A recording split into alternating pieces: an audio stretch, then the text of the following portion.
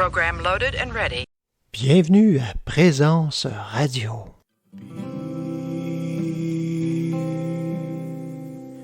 Be still, be still, and know,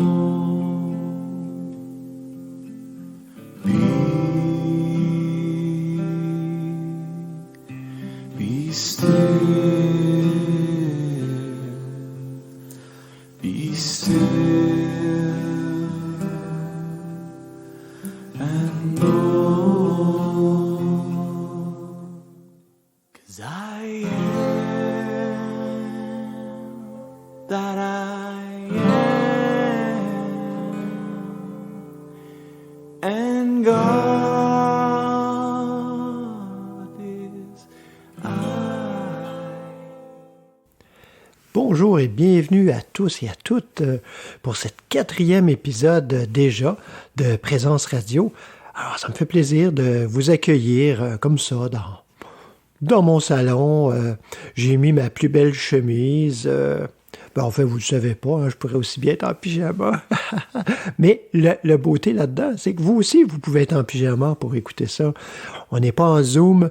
On a fait tellement de rencontres vidéo il y a quelques années. On rêvait de ça. On se disait, on voyait ça comme dans un futur lointain. Et puis là, en fait, nos rencontres se font de personne à personne, de visage à visage, en vidéo comme ça, de façon très naturelle, très ordinaire.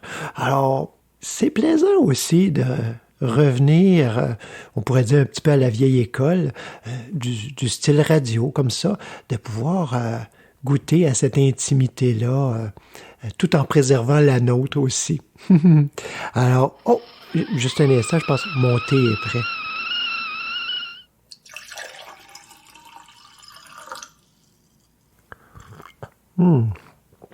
Ah, c'est bon. J'aime tellement ça, le thé. J'imagine qu'il y a plusieurs amateurs de thé. Hein? Si vous en êtes un, envoyez-moi un petit mot. Dites-moi quelle sorte de thé, comment vous le préparez. Question qu'on interagisse un petit peu aussi par courriel ou par Facebook, par Messenger. Envoyez-moi un petit mot juste pour le plaisir. Alors, on poursuit ce qu'on a commencé la semaine dernière, c'est-à-dire des trucs et astuces pour mettre en branle la pratique de la voie spirituelle au quotidien. Parce que si ça ne se fait pas au quotidien, ça ne se fera pas du tout. Alors, il ne faut pas se raconter d'histoire. On peut bien se dire, comme un de mes amis me disait, « Ah, moi, je pratique la méditation le dimanche. » Bon, OK. Moi, ça me faisait rire parce que je me disais, il me semble que ça devrait être plus assidu que ça. Il me semble que ça devrait faire partie de notre quotidien. Mais la méditation, on en entend beaucoup, beaucoup parler maintenant. Ça, c'est devenu une mode, une belle mode. Hein, on s'entend là-dessus. Mais est-ce qu'on la comprend pour autant? Est-ce qu'on la comprend plus? Ça, je suis pas certain. Mais en fait, je vous dirais, avant d'aborder la méditation, dans d'autres épisodes plus tard, je vous dirais, concentrons-nous sur ce qu'on a commencé à établir et sur la pratique de la présence. C'est-à-dire, on a commencé à établir, on s'est dit, qu'est-ce qui est important à débuter avec? C'est la détente. La détente. Si on n'est pas détendu, on ne peut pas accueillir, on ne peut pas être réceptif, on ne peut pas se tourner vers, parce que quand on est tendu, ça le dit, hein, on tend vers quelque chose, ou on craint quelque chose. Hein? Il nous manque quelque chose, on ne veut pas quelque chose d'autre. Alors, il y a quelque chose, il y a une bataille. Alors, cette détente, plus qu'une détente, mais ce qui est déjà beaucoup, une détente physique, une détente mentale, c'est-à-dire je relaxe un peu. On l'a vu dans la dernière épisode, de se dire, coudonc, on peut peut-être écouter une bonne pièce de musique, on se détend, s'il y a des paroles inspirantes, on se laisse inspirer, pour ensuite poursuivre avec une ouverture plus grande. prenons pour acquis que nous sommes détendus. On a pris le temps préalablement de se détendre un peu, peut-être même dès le réveil. Ça peut sembler bizarre un peu, hein, vous dites, voyons donc, on se réveille, on est reposé, on est détendu. Pas nécessairement. Souvent, on se réveille, puis on est tendu des tensions de la veille avec lesquelles on s'est endormi, puis qui ont continué à faire du chemin sur nos nerfs comme ça. Et puis, on se réveille parfois plus fatigué que quand on s'est couché. On prend pour acquis que on s'est détendu un peu, puis on l'a amené à un niveau même supérieur, cette détente, c'est-à-dire qu'au-delà d'une détente physique et mentale, on a amené cette connaissance, une connaissance sagesse, que quand je me détends, je m'abandonne. Hein? C'est ce que ça veut dire. Je m'abandonne. Je m'abandonne à cette vie, à Dieu, ou peu importe comment on l'appelle, pour me rendre disponible. Et éventuellement, devenir cette transparence, comme un vitrail. C'est excitant, non? En tout cas, moi, ça m'excite. C'est quelque chose que je pratique depuis plus de 30 ans, mais c'est quand même quelque chose qui me passionne et qui m'excite toujours. À dire, oh oui, c'est pas toujours facile, par contre, mais on en retire tellement. Et cela même en l'espace de quelques minutes seulement. Donc, on est détendu. On a commencé notre journée dans l'ouverture. Mais au quotidien, comment ça se passe? Comment ça se passe? J'ai envie de vous partager une genre de parabole moderne qui m'est venue ce matin en méditation, qui ceux qui sont familiers avec les évangiles, vous vous souviendrez peut-être qu'il y a des paroles de Jésus qui dit le royaume des cieux, c'est comme telle chose, telle chose. Le royaume des cieux, ça ressemble à ci, à ça.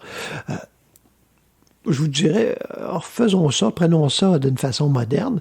Et puis, premièrement, royaume des cieux, disons, le divin, la vraie vie, là, hein, la vie, l'essence même de la vie, la source. Ben, ça ressemble à une onde, un poste radio, un poste radio, qui est toujours en train de diffuser, qui a toujours été en diffusion 24 heures sur 24, 7 jours par semaine, et qui va toujours l'être aussi.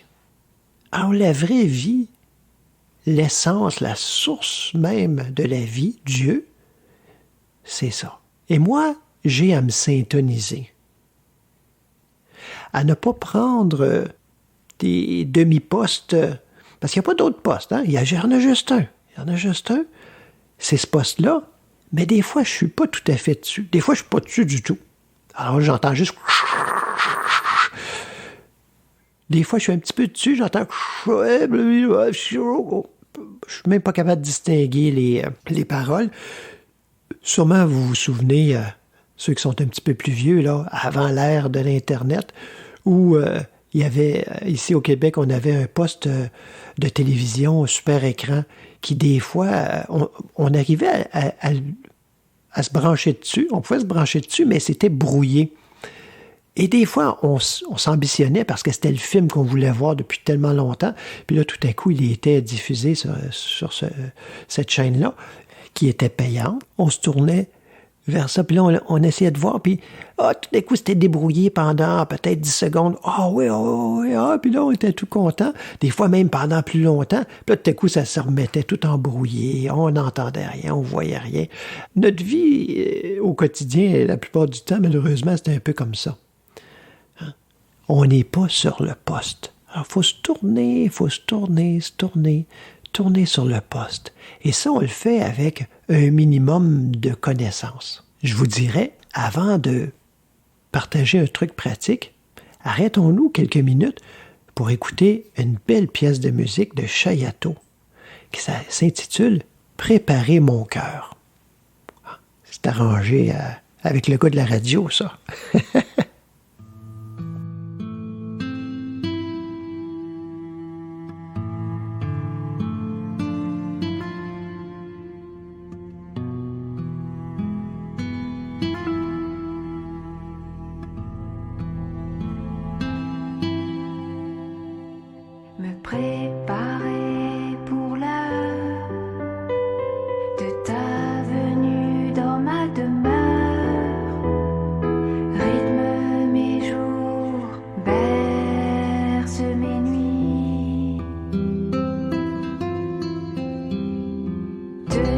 chercher dans chaque rencontre, te voir en tout et en chacun, me rapproche de toi, en moi.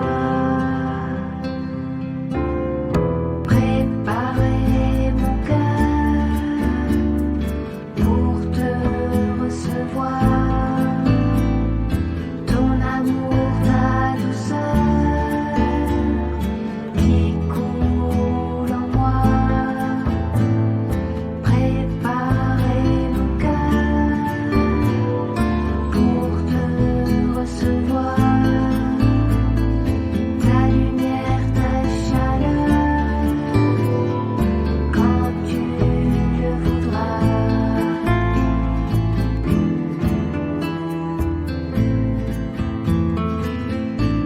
Rends-moi solide et tendre, dépouillé d'attentes humaines, seulement devenir réceptacle de ton amour. Je ne veux plus lutter, simplement m'abandonner au mouvement divin de la vie. Préparer mon cœur pour te recevoir, ton amour, ta douceur qui coule en moi. Préparer mon cœur pour te recevoir, ta lumière, ta chaleur,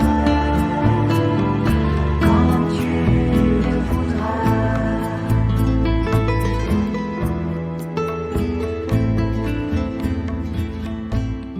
Me reconnecter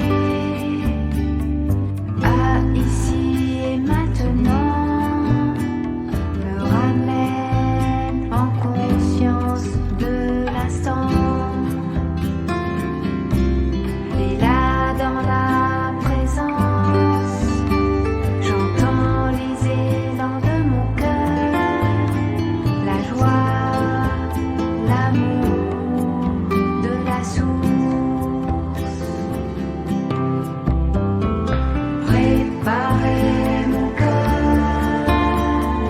pour te recevoir,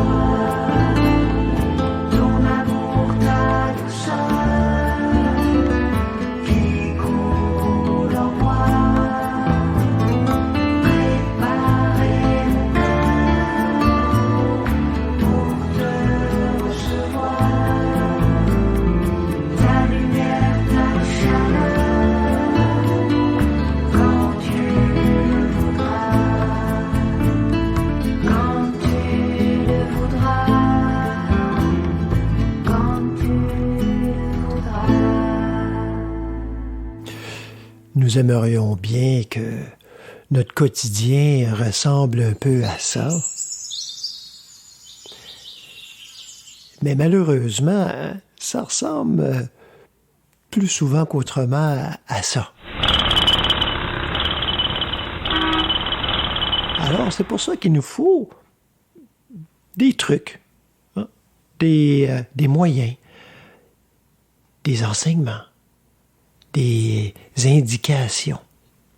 Et j'ai envie de vous proposer quelque chose de très, très, très pratique aujourd'hui, pour jusqu'à la semaine prochaine. On garde notre première partie, la détente, hein, comme début de notre journée et à tout moment dans la journée. Là. On sent un stress, je relâche. Hein. La vie est là. La vie est là. On n'oublie pas notre poste qui est là, toujours en diffusion, 7 jours sur 7, 24 heures par jour. Alors, même si on ne l'entend pas, on le sait qui est là. On le sait qui est là. On part avec cette certitude intérieure. Et généralement, c'est pas difficile à saisir cette certitude parce que c'est une vérité. Donc déjà, juste de l'entendre souvent, ça fait comme « Ah oui, ah oui. Hein? » même si je ne l'ai pas expérimenté. Alors, je vous propose ce truc qui, vous allez voir, vous allez pouvoir vous en servir au quotidien, c'est certain. Alors, à chaque fois que vous passez une porte, que ce soit pour aller d'une pièce à l'autre, parce qu'on sort moins un petit peu là, en temps de confinement, ou que ce soit pour sortir de la maison, à chaque fois qu'on passe le seuil d'une porte, juste prendre une seconde.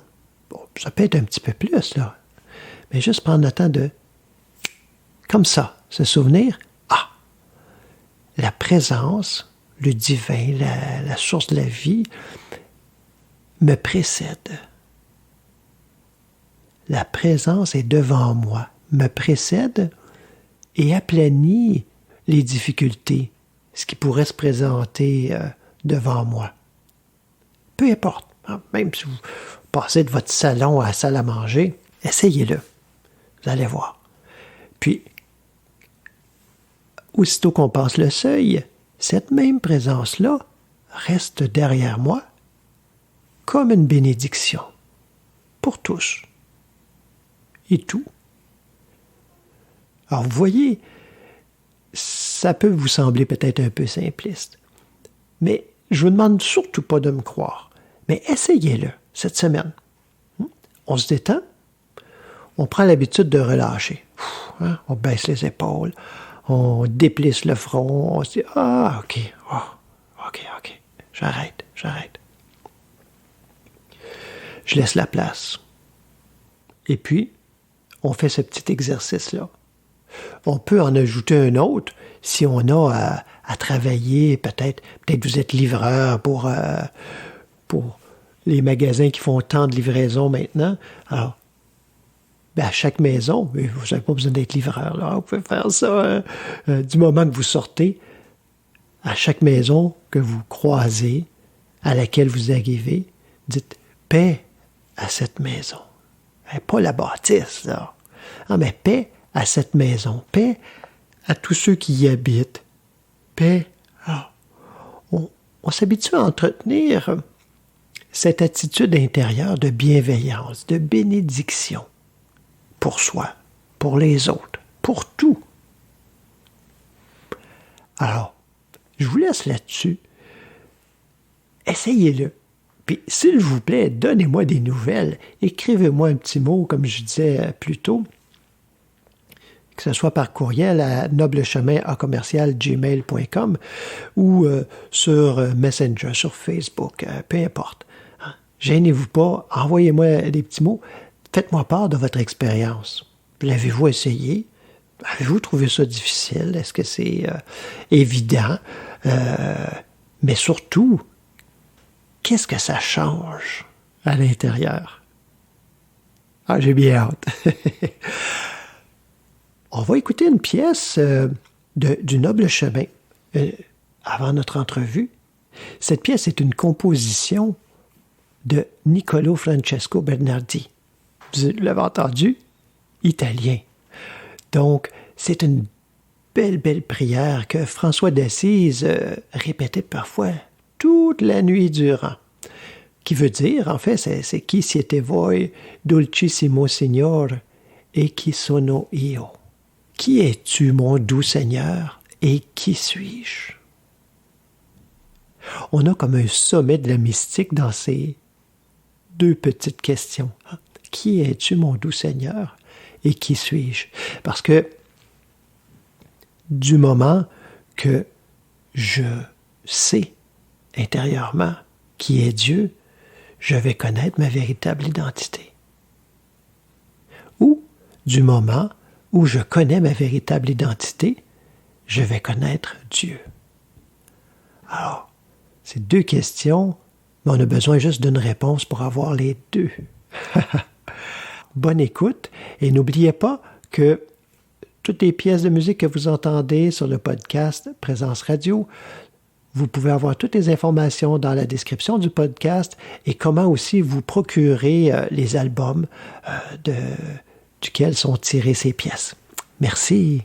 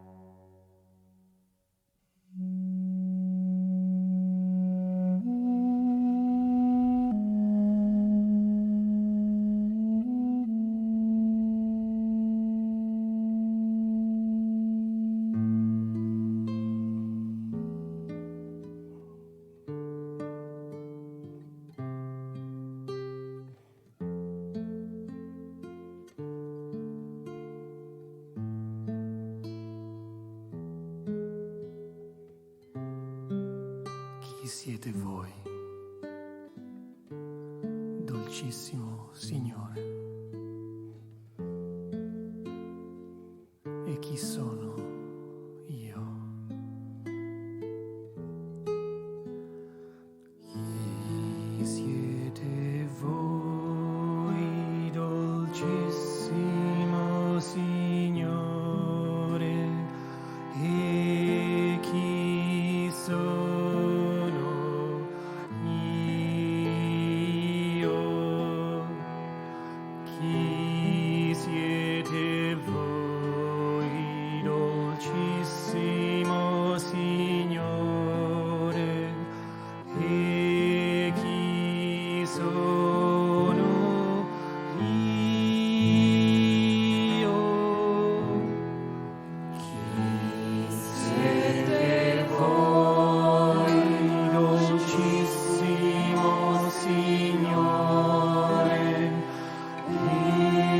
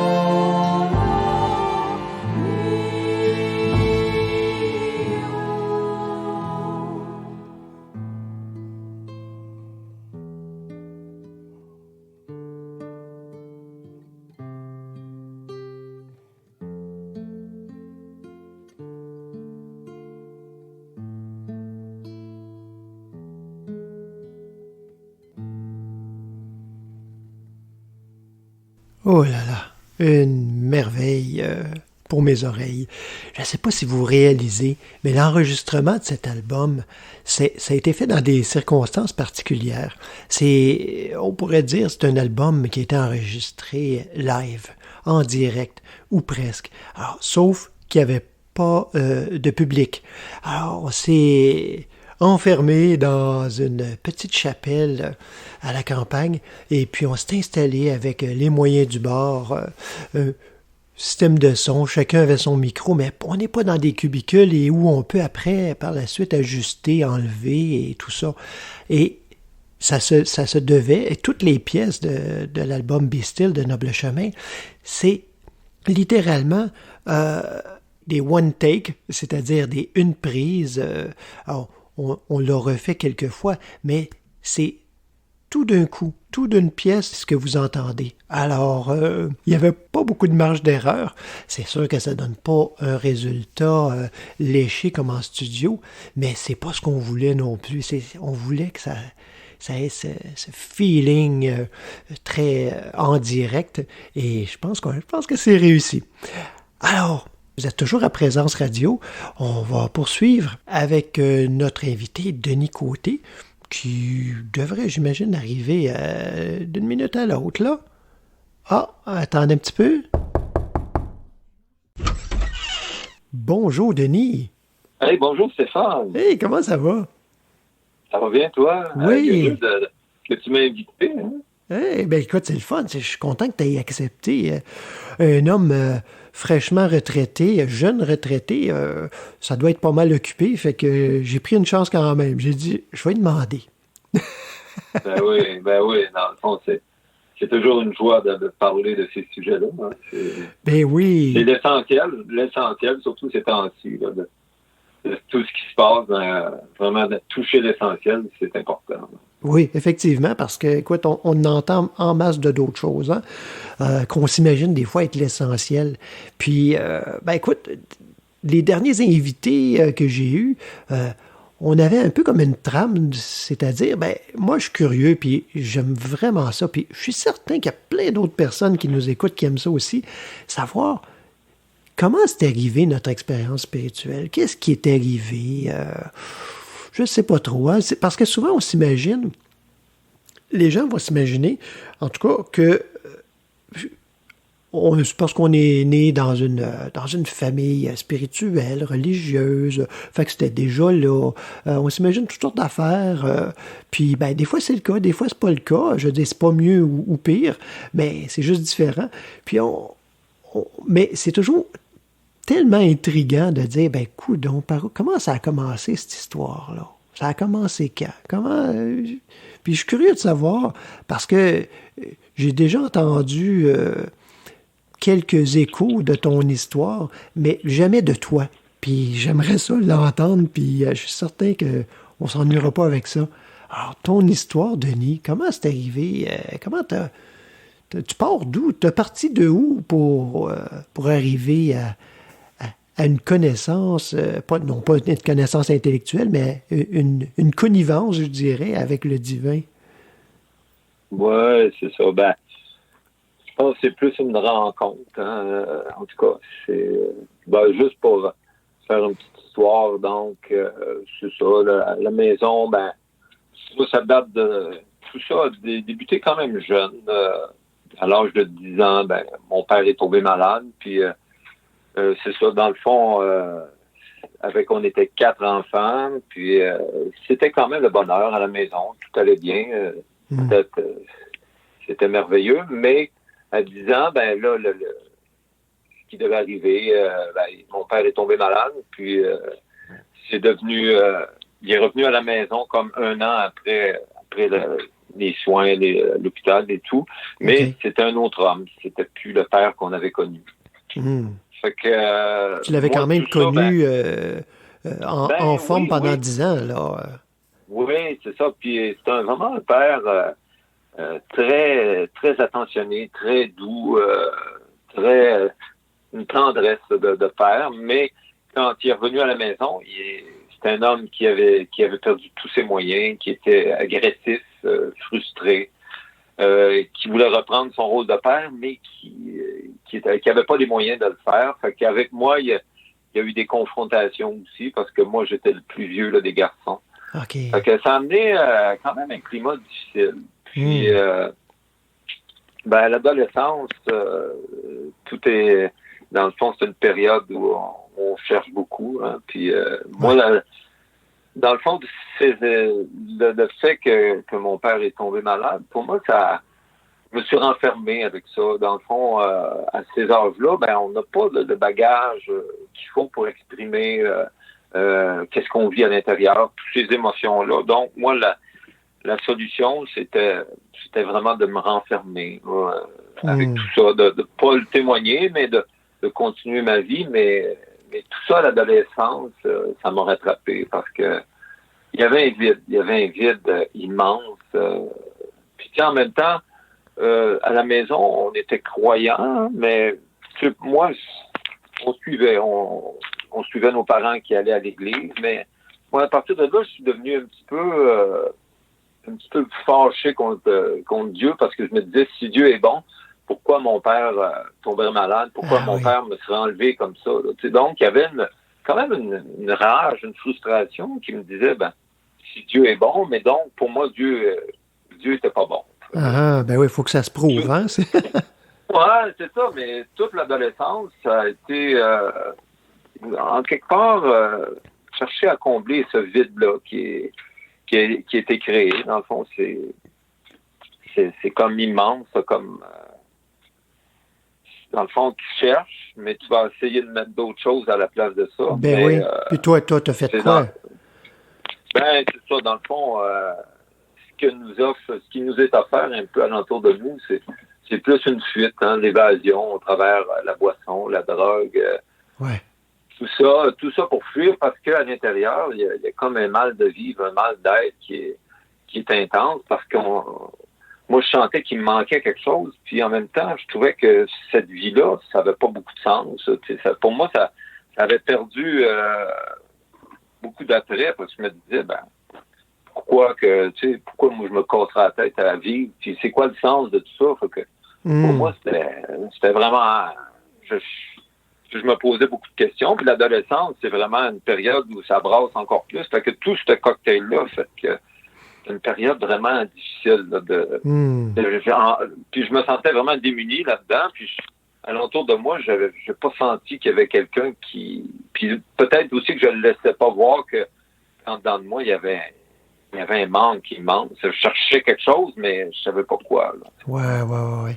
Puis, c'est-tu allé jusqu'à la délinquance ou tu dirais-tu ça? Non, pas à ce point-là? Pas vraiment. Là, c'est sûr que moi, j'étais au cégep, mais j'avais vraiment pas la tête aux études. Là. C'était difficile parce que il y avait quelque chose en dedans de moi qui j'étais pas en paix. Il y avait une bataille, il y avait une rage, puis tout mélangé avec la consommation. Puis dans le fond, pour moi, c'était vraiment... je voyais aucun sens à tout ça. Là. C'était vraiment... Là, ça avait comme pas d'allure, tout ça. Fait qu'à un moment donné, au cégep, j'ai fait 2 sessions. Puis je me suis dit, là, il faut que je parte. Il faut que je fasse quelque chose d'autre, parce qu'il faut que je trouve, dans le fond, quelque chose qui va venir meubler là, ce trou immense-là, ce vide. Tu sais, dans le cœur, là, tu sens que tu as quelque chose qui te manque de fondamental. Fait que, moi, dans le fond, je suis parti. Mon père avait une tante que je connaissais pas dans le bout de Québec. Fait que je sais pas trop pourquoi. J'ai été voir un de mes copains à Québec. Après ça, je me suis ramassé chez eux. Puis elle me dit qu'elle avait un genre de petite roulotte dans le bois, dans le fond du bois. C'était quand même isolé. L'hiver, il n'y avait personne. Okay. Fait que j'ai dit, moi, c'est correct. J'ai dû savoir faire mon bonheur pour justement cette quête-là là, qui était dans moi, là, que je cherchais à trouver vraiment quelque chose qui viendrait de me remplir. Là. Ouais. À ce moment-là, toi, tu vis ça vraiment comme une quête ou plutôt comme tu dis, hey, j'en ai marre, puis je veux juste m'en aller dans le bois? C'est un peu un mélange de tout ça. Là. C'est une quête, mais en même temps, je veux m'isoler pour peut-être essayer de, tu sais, dans le fond, pour voir un petit peu plus clair dans la situation. Là. Ouais. Fait que j'ai passé comme 3 mois là, dans une petite roulotte qui était pas chauffée, puis c'était l'hiver. Là. Ah, Fait ouais. que le printemps, un matin, je me suis réveillé, puis là, j'ai crié. Là. J'ai crié. Tu sais, j'étais pas croyant, il y avait rien en dedans de moi qui... Mais tu sais, là, je me disais, faut que je trouve quelque chose. Tu sais, là, ça n'a pas d'allure parce que ça n'a aucun sens. Puis même, je me disais, ça vaut pas la peine de vivre s'il n'y a rien de plus intéressant que ça dans la vie. Là, tu sais. Fait que là, moi je partais de Québec, puis je voyageais sur le pouce. Fait que là, je me suis... Dans ma tête, c'était clair, là, j'ai crié, j'ai dit, garde, faut que je trouve quelque chose parce que pour moi, ça peut finir, là, je ne sais pas quoi, là, mais ça n'a pas de oui. sens.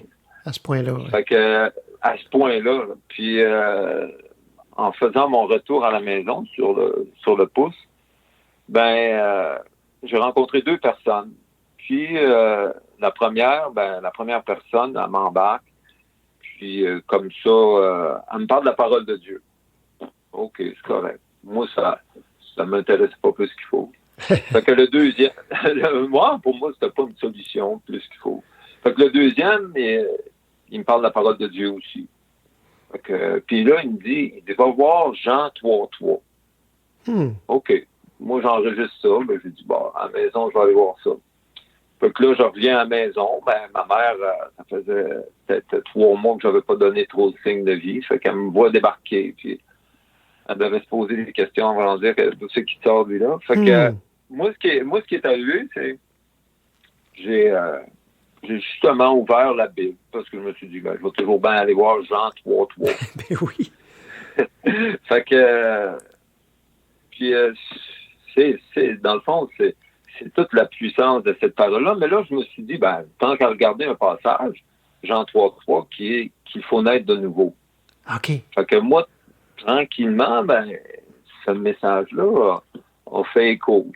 C'est l'Esprit Saint qui travaille. Puis là, je me suis dit, il faut le lire au complet. Fait que là, je l'ai lu, la parole de Dieu, mais tranquillement, je chantais comme, wow!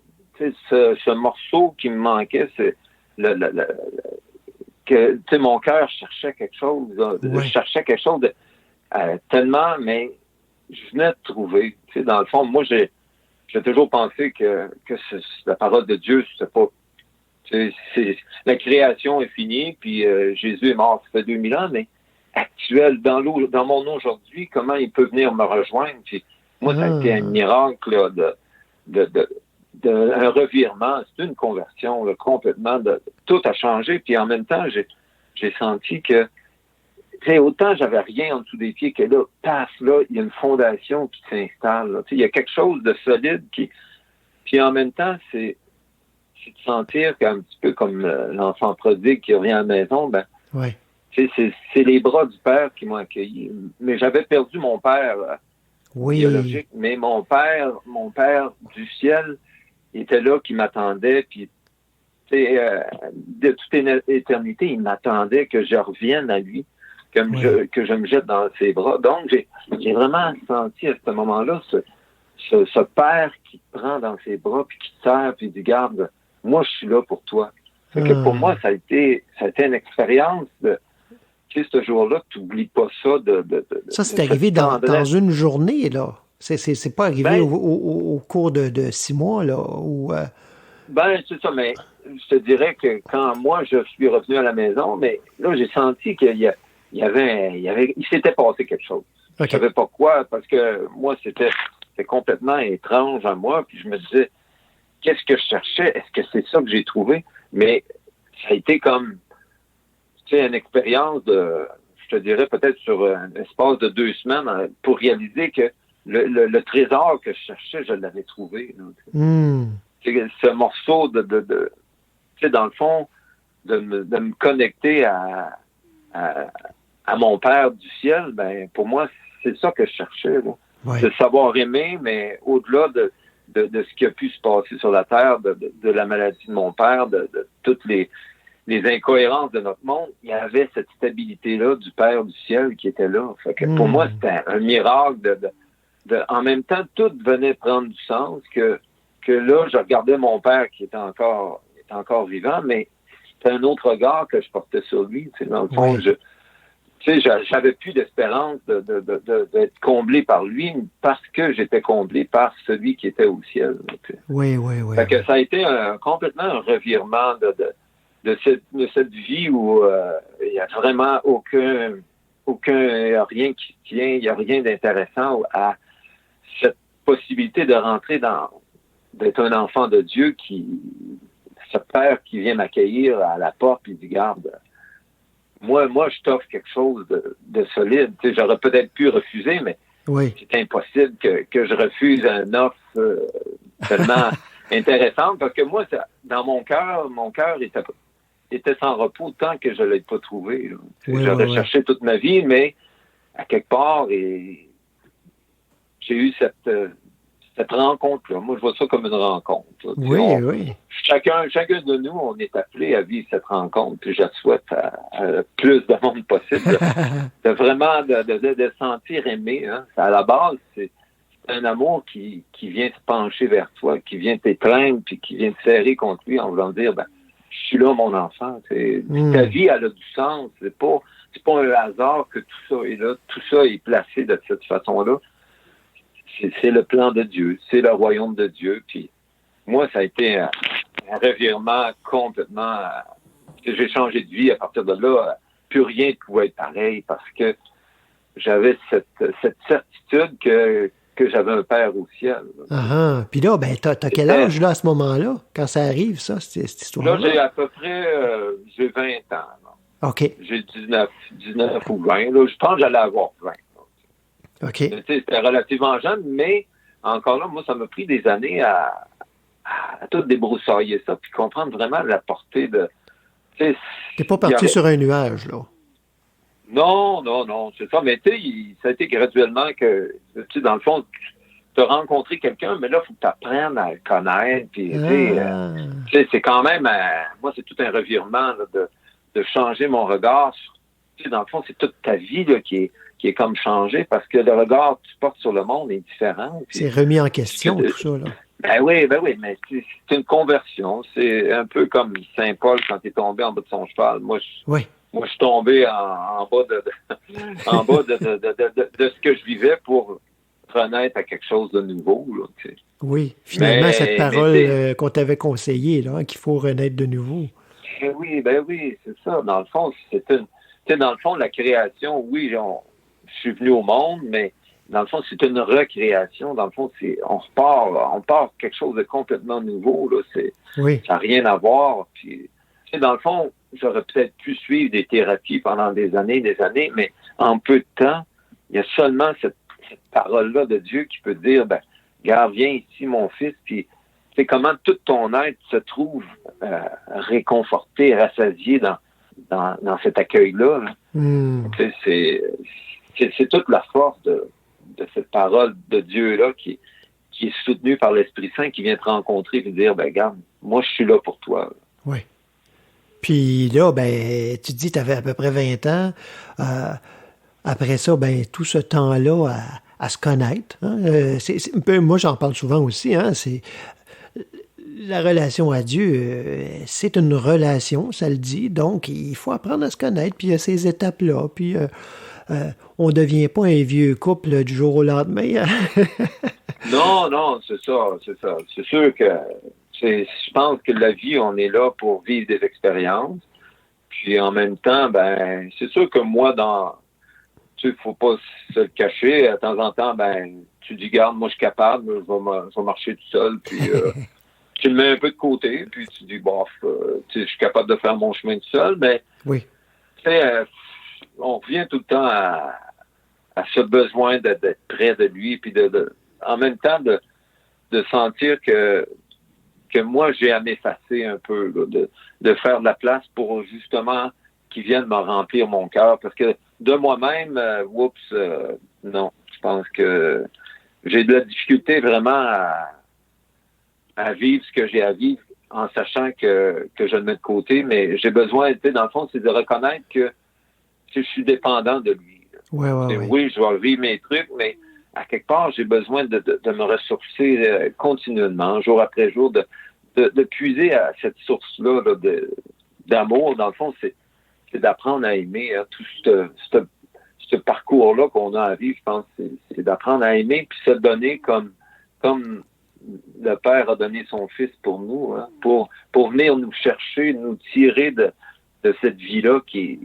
a pas beaucoup de sens, pour nous amener sur l'autre rivage, pour dire, ben, regarde, moi, je t'amène là où tout ça c'est clair, là, où c'est une autre dimension complètement. Oui, puis des fois, on a besoin de s'accrocher les pieds, de tomber à plein visage par terre, puis de voir que, justement, comme tu dis, hein, que ben, de moi-même, j'y arrive pas. Parce que sinon, c'est comme si, à un moment donné, c'est un peu comme si on s'assoit dessus, hein, on se fie sur quelque chose, puis là, ça devient comme de plus en plus vague. Fait que des fois, on a besoin de ces épreuves-là qui nous ramènent. Ouais. Tu dis, hey, non, attends un peu, là, j'étais bien, puis c'était pas comment ça que ça va moins bien. Mais toi, dans ton expérience, ça a changé. Ça a changé de quoi après? Je dis, c'est sûr que ça change notre vision de la vie, mais j'oserais dire concrètement, au quotidien, dans ton travail, je sais pas, dans tes relations, au fil des années, dans tes choix, est-ce qu'il y a des choses qui se sont faites autrement à cause de ça? Ben oui. Ouais. C'est ça, même au niveau du travail, là, c'est ça, tout, c'est au niveau, ben, c'est ça, moi, là, j'ai pris, dans ce parcours-là, j'ai pris la décision de me marier. J'ai rencontré Marie-Louise qui, elle, venait un petit peu dans la même lignée que moi. On voulait avoir une famille. On a eu 4 enfants ensemble. Puis, tu sais, le fait de vivre cette vie de couple-là, puis avec des enfants, ben c'est beaucoup le don. Hein. Je pense que on vit nos valeurs, mais concrètement, là, vraiment dans un milieu c'est pas toujours facile, hein, la famille, là, avec l'adolescence. Puis, Oui. mais à quelque part, je pense que c'est nos valeurs qui sont mises à l'épreuve. Puis on a à continuellement se convertir, hein, je pense, à changer notre regard, parce que si on veut suivre les pas du maître, ben je pense qu'on a tout le temps à se regarder vivre, puis à justement changer, réajuster, puis d'où cette parole-là qui vient nous remettre en question, hein, qui vient nous dire, ben regarde, dans ta vie, il y a des éclairages qui sont pas tout à fait bons, puis tout ça, mais je pense que continuellement, on a besoin de réajuster nos vies pour justement marcher sur ce chemin-là. Oui, puis c'est dans le quotidien, hein. Écoute, on se connaît un peu quand même. Puis, pour les gens qui nous écoutent puis qui te connaissent moins, Denis, peut-être vous demandez, vous dites, ouais, ben c'est ça, hein, il doit, c'est dans ses choix de vie, choix de carrière, il devait être pasteur ou curé ou je sais pas trop, à l'entendre parler comme ça de façon aussi éloquente. Mais Denis a été plombier une bonne partie de sa vie, hein, jusqu'à il n'y a pas si longtemps. Puis, je pense que plombier un jour, plombier toujours. Mais moi, je t'ai vu en action, pas tant au travail, mais en interaction avec les gens, avec mon propriétaire ici. Puis, c'est tellement inspirant de voir comment cette parole de Dieu qui t'habite, et elle est pratique. Elle est mise en pratique. C'est pas juste une histoire d'aller à la messe le dimanche, puis ça se termine là. Ah, on le voit, c'est inspirant. Mon propriétaire qui m'appelle après, quand tu as fait des petits travaux, il me dit « Hey, mais c'est là... » Il m'a pas parlé de la qualité du travail. Je suis certain que c'était parfait.